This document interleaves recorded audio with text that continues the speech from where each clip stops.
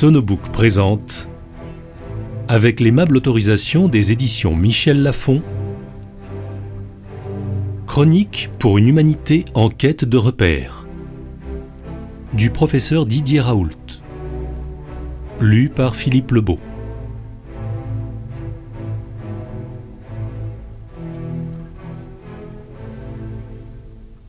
Introduction.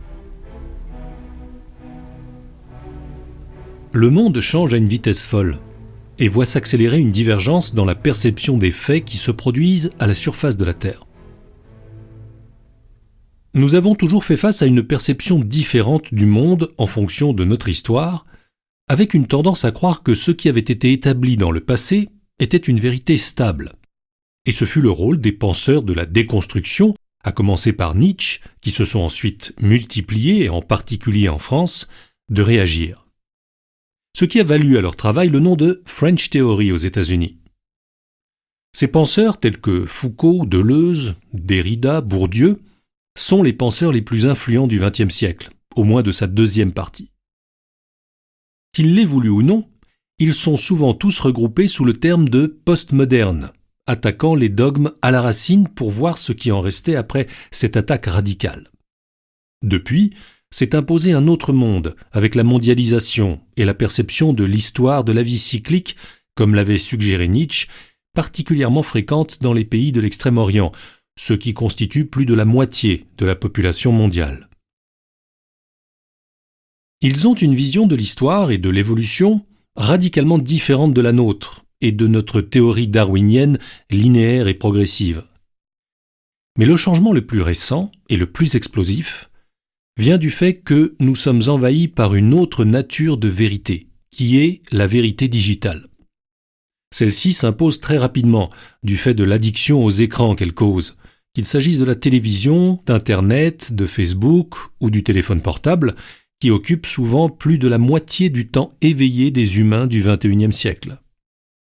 Cette addiction, qui est probablement aussi forte que celle des drogues dures, amène à une autre réalité telle qu'elle a été imaginée par les auteurs de science-fiction, comme Philip K. Dick, avec une déconnexion, prévue par Baudrillard, de plus en plus importante entre la vérité digitale et la vérité physico-chimique et biologique.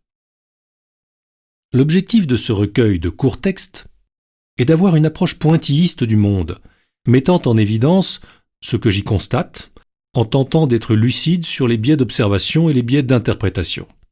J'y suis relativement prédisposé, compte tenu de ma propre histoire, de ma vie et de ma recherche scientifique, basée majoritairement sur ce qu'on appelle l'abduction, c'est-à-dire la découverte de phénomènes non prévus entraînant l'induction, qui consiste à aller chercher ce que l'on suspecte, alors que l'abduction est neutre, et enfin la déduction, qui, faisant les liens entre les phénomènes observés à un moment, leur suppose une relation ou une cause. Grand admirateur de Friedrich Nietzsche, depuis mon adolescence, j'ai toujours considéré que la tentative de rendre cohérente une pensée dont la fertilité vient de l'absence de volonté cohérente est une erreur. Et j'ai toujours considéré qu'Ainsi parlait Zarathustra était la plus mauvaise œuvre de Nietzsche, œuvre pédagogique tentant de donner un sens à une philosophie.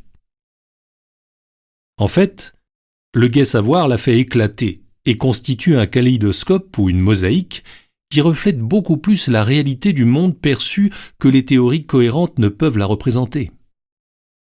Par ailleurs, cette façon d'évaluer le monde en plusieurs couches de vérités distinctes, dont la réalité dépend de l'observateur, rejoint l'observation de la physique quantique telle que l'a initiée Bohr, dont nous avons eu encore des confirmations récentes.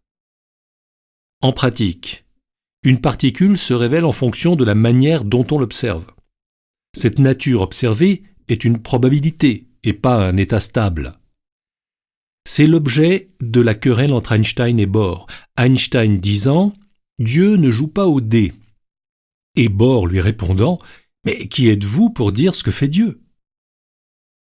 En pratique, il semble que nous rejoignions la théorie de la physique quantique qui montre que les mêmes événements, avec des observateurs différents et des outils différents, deviennent radicalement différents, et qu'il existe donc plusieurs vérités.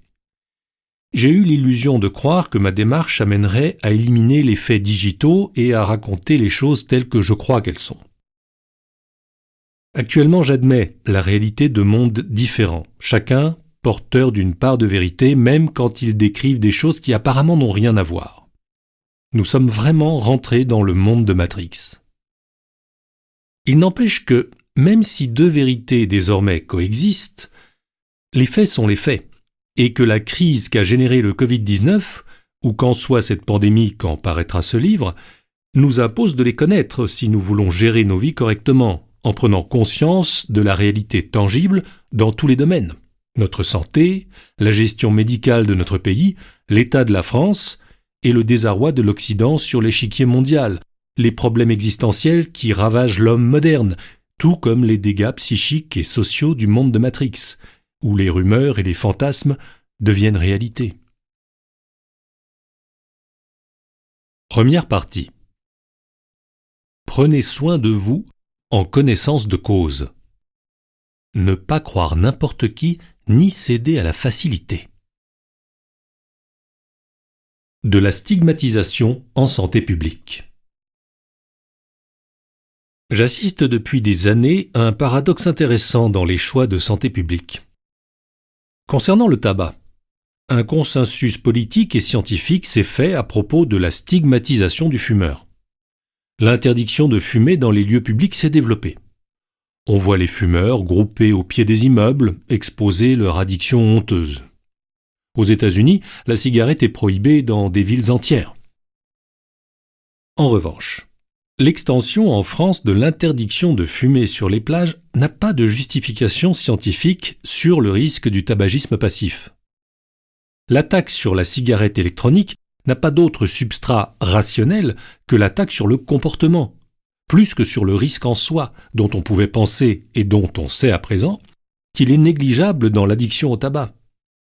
La stratégie est de compliquer la vie du fumeur pour son bien. À l'inverse, les spécialistes et les gouvernements sont en accord pour dire que la stigmatisation de l'obésité n'est pas efficace. Il n'y a pas plus d'évidence scientifique ici que pour le tabagisme, mais la compassion pour les obèses est supérieure à celle que l'on éprouve pour les drogués de la nicotine. En réalité, cela n'est pas mesurable scientifiquement.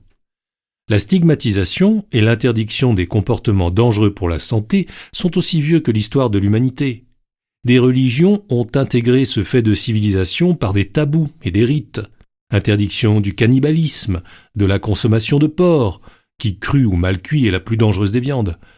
L'absence de sens de notre stratégie actuelle de santé publique est de vouloir épargner de notre vigilance ceux pour qui nous avons de la compassion. Et nous plaignons plus les drogués de la bouffe que ceux du tabac. Le sucre a d'ailleurs été une épidémie quasi contemporaine de celle du tabac, avec les mêmes conséquences sur l'esclavage que celui-ci provoque. Il est intéressant de voir la grande distribution vendre par tonnes des bonbons et aliments bourrés de sucre, de fructose, et prétendre en même temps à l'optimisation de notre santé avec des affirmations sans fondement scientifique. Pas d'OGM, pas d'aspartame, pas de gluten. La drogue dure, c'est le sucre. Et l'autre épidémie qui nous menace, c'est l'obésité génératrice de cancer, diabète et pathologies vasculaires qui en est la conséquence. Le risque pour la santé de l'obésité dans nos sociétés est en train de devenir comparable à celui de la consommation tabagique. Il a été mis en évidence de façon drastique avec l'épidémie de Covid-19. Paradoxalement, la loi stigmatise seulement la maigreur des mannequins, qui tue beaucoup moins que l'obésité. Ces interdits ressemblent fort à l'émergence de rites d'une religion laïque naissante remplaçant notre religion ancienne. Le tabac, c'est l'impôt sur les pauvres et le vapotage est beaucoup moins toxique. L'augmentation du prix du tabac a longtemps été considérée comme une panacée pour limiter sa consommation. Qu'en est-il réellement ? Le tabac est le facteur environnemental qui cause le plus grand nombre de décès et de maladies. Il est donc nécessaire de lutter contre, par tous les moyens. Dans cette bataille, la cigarette électronique peut certainement jouer un rôle, compte tenu de l'échec patent de toutes les stratégies mises en place pour limiter la consommation de tabac qui augmente chez les populations les plus pauvres, en particulier les chômeurs, fumeurs réguliers dans presque 50% des cas.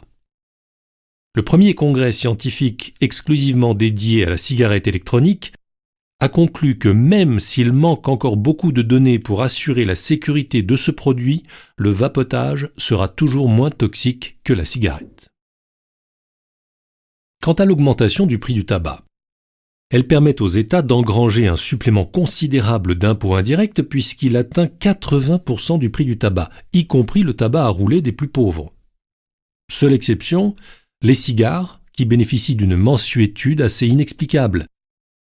Les États et l'Organisation mondiale de la santé, l'OMS, répètent qu'augmenter le prix du tabac va faire baisser la consommation, ce qui, en France au moins, apparaît entièrement faux. Un complément non négligeable au budget du pays. Les jeunes fument de plus en plus, et les plus pauvres aussi. Ces derniers consacrent maintenant 31% de leur budget à la consommation de tabac, dont 80% reviennent à l'État sous forme de taxes. Ainsi, 24% du budget mensuel des plus pauvres retournent à l'État, qui s'en sert ensuite pour verser le RSA aux plus pauvres. Ce qui démontre aussi que ce n'est pas seulement le prix qui joue un rôle essentiel dans la lutte contre le tabac, les plus riches, les plus cultivés, les mieux formés diminuent de façon continue leur consommation. Mais d'un point de vue cynique, on peut dire que l'augmentation du prix du tabac apporte un complément non négligeable au budget du pays. Ainsi, en 2013, l'État a touché 14 milliards d'euros sur la vente de tabac et 6,6 milliards d'euros ont été économisés en retraite non versée du fait de la mort prématurée des fumeurs.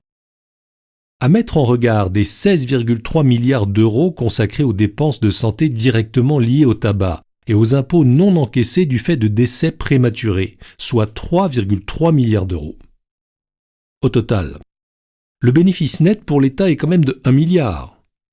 Si la surtaxation du tabac diminuait, le coût des maladies liées au tabagisme persisterait des années, entraînant un déficit net pour l'État.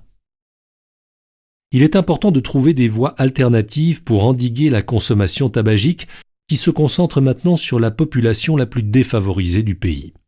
Dans ce contexte, il n'est pas certain que l'hostilité face à la cigarette électronique soit un réflexe lucide, d'autant que son implantation en France, avant que les autorités publiques n'y mettent un frein, s'est accompagnée d'une baisse franche des ventes de tabac.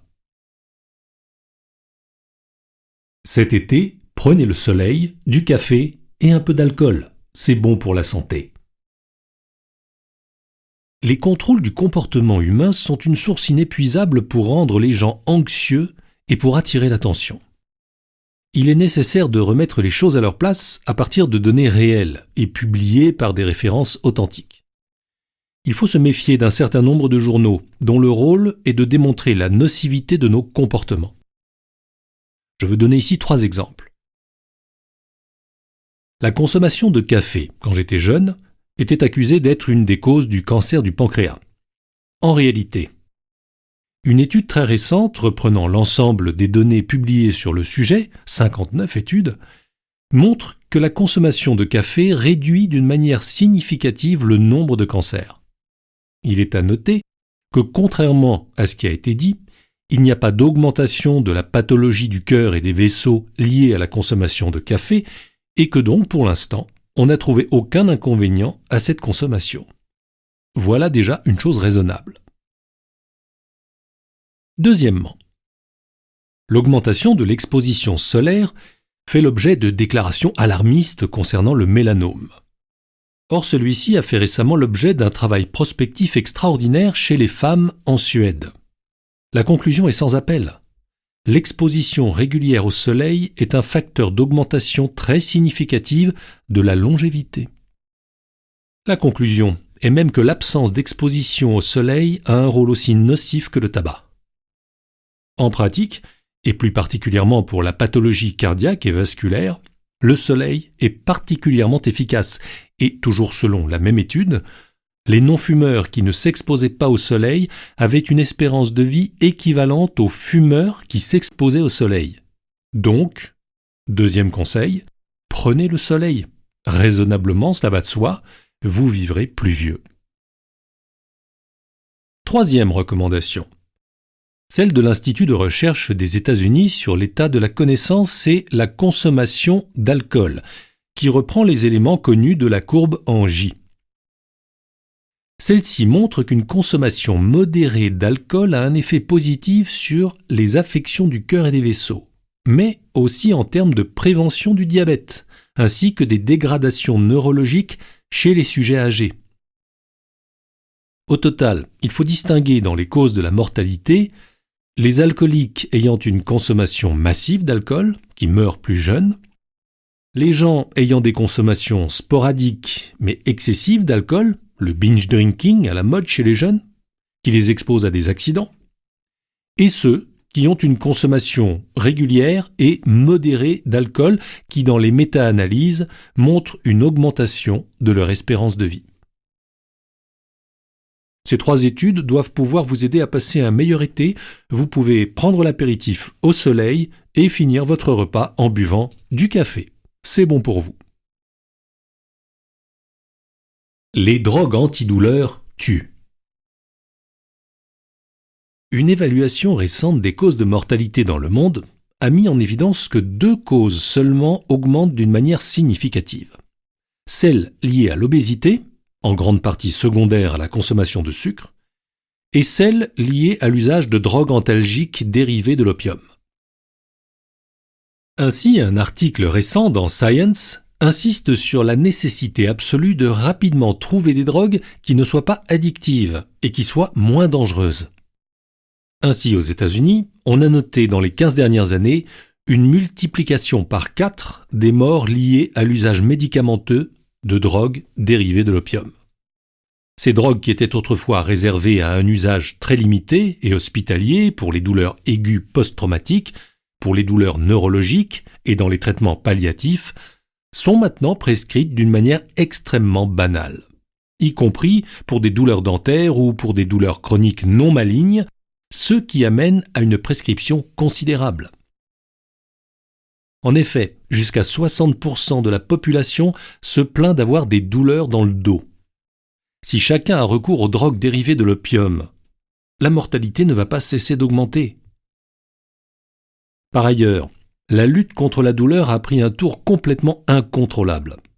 Ainsi, a-t-on changé le serment d'Hippocrate qui était utilisé depuis des années pour y introduire comme priorité absolue la lutte contre toutes les douleurs au lieu du vieux précepte « d'abord ne pas nuire ». Il a été montré que les antalgiques utilisés dans la lutte contre les douleurs chroniques sans lésion étaient totalement inefficaces après 3 mois de traitement. En revanche, ces drogues étant addictives, l'augmentation permanente de la dose devient nécessaire. Parfois, on a recours à des produits extrêmement dangereux. Les chanteurs Prince et Michael Jackson sont morts d'injections d'antalgiques majeures pour des douleurs banales. Face à cette situation, il est indispensable de restreindre d'une manière drastique le recours aux opiacés.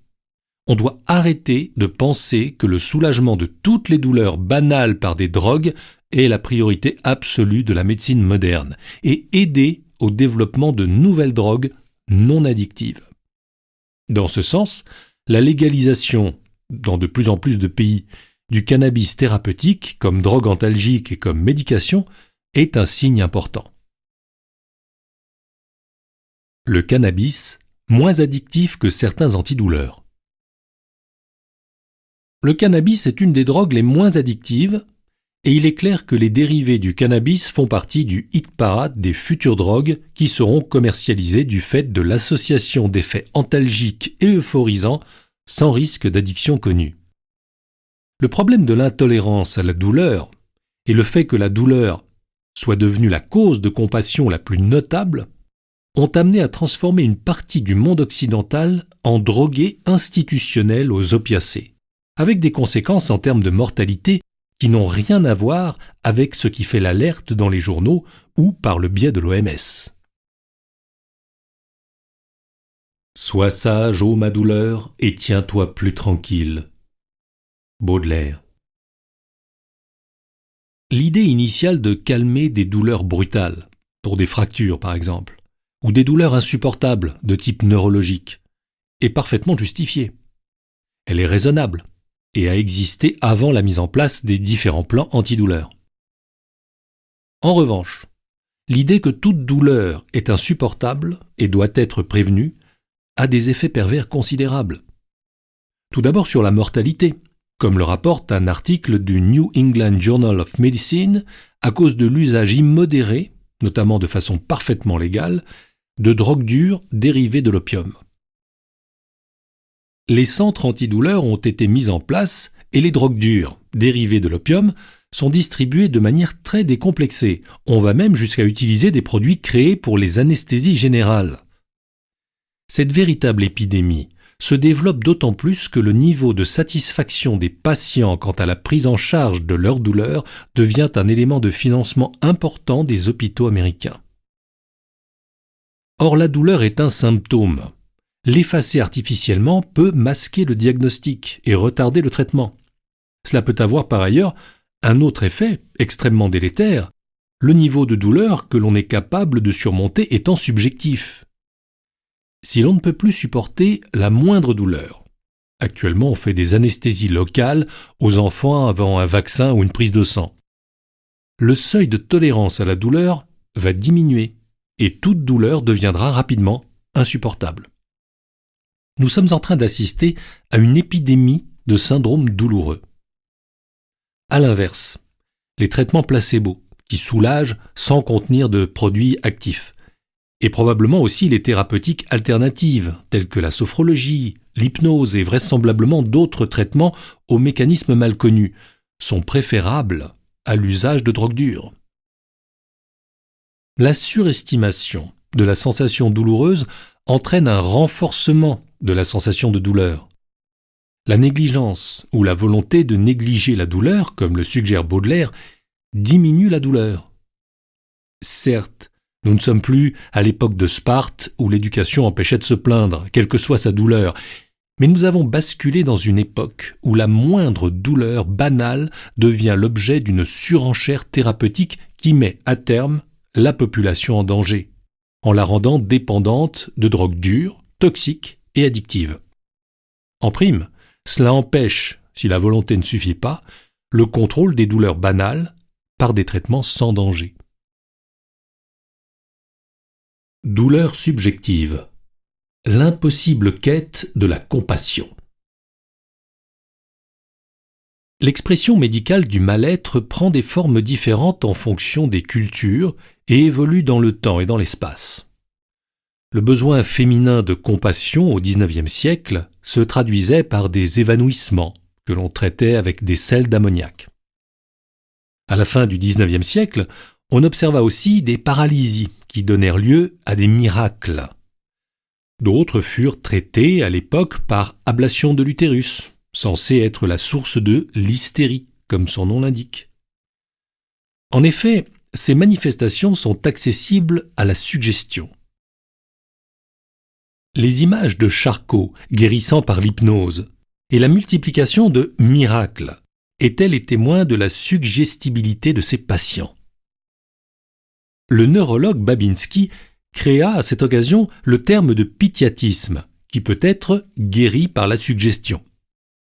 J'ai assisté moi-même à un de ces miracles permettant de faire marcher quelqu'un qui se sentait paralysé. Ces formes de paralysie ont disparu dès que les outils modernes ont permis de différencier les paralysies organiques et les paralysies psychiques. Des formes pseudo-épileptiques où les patients se présentent comme en grande crise d'épilepsie, par terre, en arc de cercle, en tremblant, ont été vues tout au long du XXe siècle, et j'ai eu l'occasion d'en observer. Là encore, les outils modernes, comme l'électroencéphalogramme, ont différencié les vraies épilepsies de ces pseudo-épilepsies. Puis a été créé le concept de spasmophilie, décrit cliniquement avec une modification de la position des mains, un malaise, des tremblements et une hyperactivité de la respiration. Elle fut traitée en son temps par le magnésium et le calcium, ou par un sac sur la tête. La spasmophilie, spécificité française, qu'on nous enseignait à la faculté de médecine, a aussi disparu. Depuis, la recherche de compassion est plutôt portée par l'expression de douleur, qui pour être d'origine subjective n'en sont pas moins réelles. Ainsi, a-t-on vu une épidémie de coup du lapin après accident, probablement encore renforcée par le fait que les personnes en souffrant étaient indemnisées, qu'on tentait de soulager par le port d'une minerve cervicale.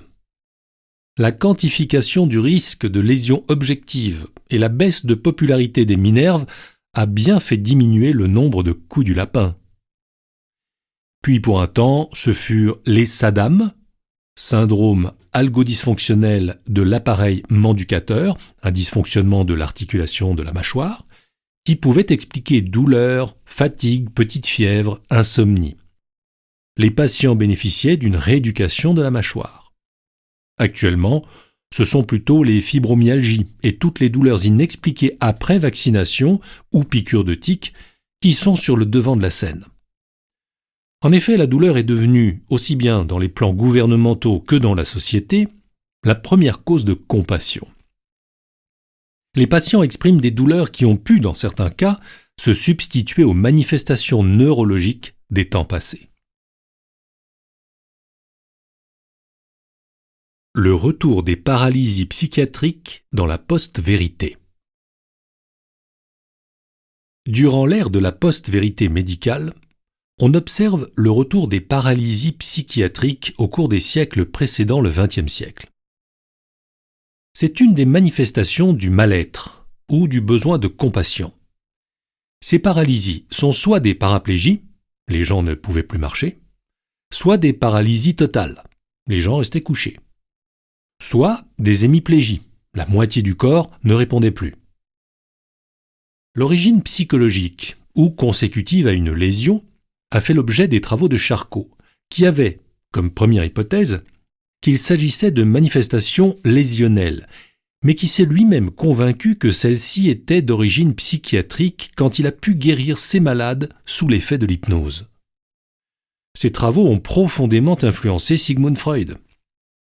Ces malades pouvaient être guéris ou améliorés par toutes sortes de techniques non médicales. Et il n'est pas invraisemblable qu'un certain nombre de miracles soient liés à la disparition de syndromes d'origine psychiatrique.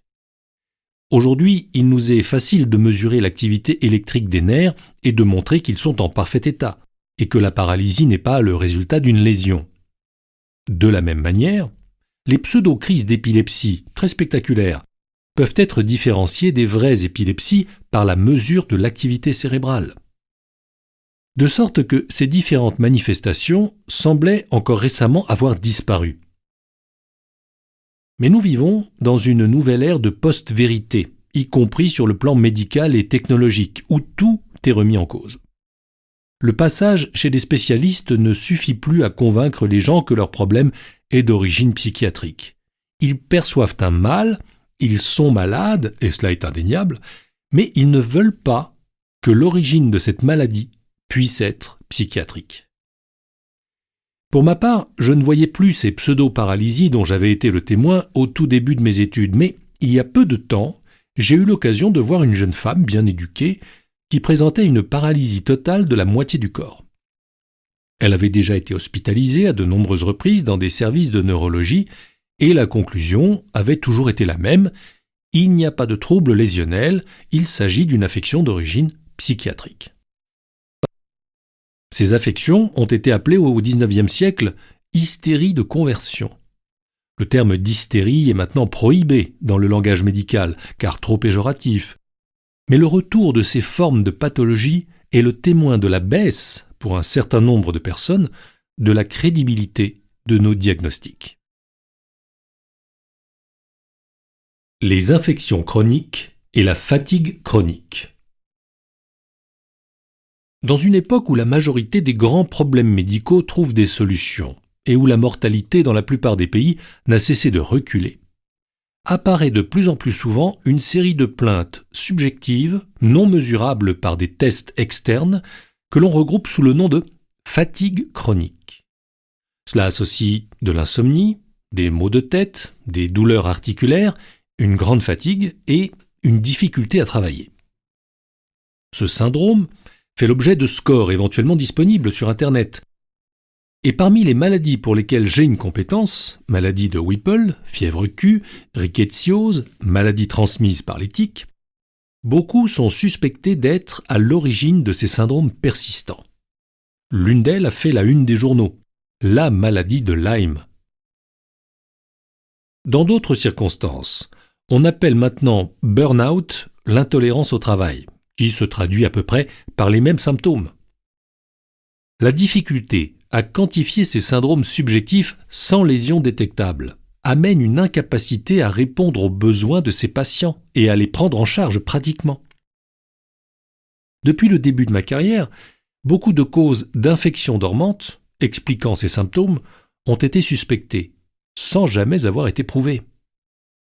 Certains médecins, par ailleurs, confondent les symptômes chroniques et les infections chroniques. Une infection chronique est définie par la preuve d'une infection évolutive, et non pas passée, obtenue par la détection du microbe ou de son ADN et la présence de lésions identifiables. Les symptômes sans lésion et les infections sans preuve de leur évolution ne doivent pas faire l'objet de traitements destinés à traiter les infections. Récemment, un travail sur la fatigue après la fièvre Q, dont une épidémie a eu lieu en Hollande, a montré que, comme dans la maladie de Lyme, les antibiotiques sont inutiles et ne sont pas supérieurs au placebo. Seules les prises en charge psychothérapiques, de type comportementaliste, donnent des résultats significatifs. Les antibiotiques sont inefficaces et dangereux dans ces situations. Ainsi, qu'il existe des symptômes multiples, chroniques, qui rendent malades les gens, n'est pas douteux. Mais les relier à une infection du passé ou à la possibilité non documentée d'une infection passée est une hypothèse qui ne fait en rien progresser leur prise en charge. Le fait que les associations de malades soient certaines de pouvoir mieux comprendre leur pathologie que les spécialistes réels du domaine, ceux qui ont des publications internationales, n'améliorera pas la prise en charge. Pas plus que le recours aux drogues dures dérivées de l'opium, prescrites pour des douleurs chroniques sans lésion. Essai placebo, effet nocebo. Le scientisme contre la médecine. Il faut se méfier du pseudo-rationalisme. Ainsi, ce n'est pas parce que l'on ne peut pas identifier le mécanisme des effets d'un médicament que ces effets n'existent pas. On connaît depuis longtemps l'existence d'un effet placebo, c'est-à-dire une action bénéfique due à la prise d'un faux médicament sans principe actif. Cet effet bénéfique a été négligé, en particulier du fait qu'idéologiquement, il n'est pas acceptable dans les pays anglo-saxons, pour lesquels la priorité du rapport médecin-malade doit être basée sur l'autonomie, et donc interdit le mensonge, même bénéfique. Toutefois, le placebo, pour être subjectif, n'en est pas moins un phénomène biologique, qui est maintenant bien compris. Il est basé sur la sécrétion interne d'opioïdes, molécules de l'opium, et de cannabinoïdes, molécules du cannabis. Les antagonistes de ces produits inhibent l'effet placebo. Il s'agit donc bien d'un effet biologique réel. Les seuls qui ont encore le droit d'utiliser des médicaments majoritairement subjectifs sont les médecins utilisant les médecines alternatives, avec la sophrologie, l'hypnose, sans doute l'homéopathie et peut-être l'acupuncture. Quoi qu'il en soit, biologiquement, il existe indéniablement un effet bénéfique à la prescription de molécules ne comprenant pas de produits actifs. À l'inverse, il est décrit depuis les années 1960 un effet nocebo, c'est-à-dire un effet négatif avec la prise de produits inertes. Après la prise de comprimés, 3 à 4% des gens peuvent présenter... Nous espérons que vous avez apprécié cet aperçu. Pour continuer à écouter ce livre audio sur Google Play Livres, utilisez le lien dans la description de la vidéo.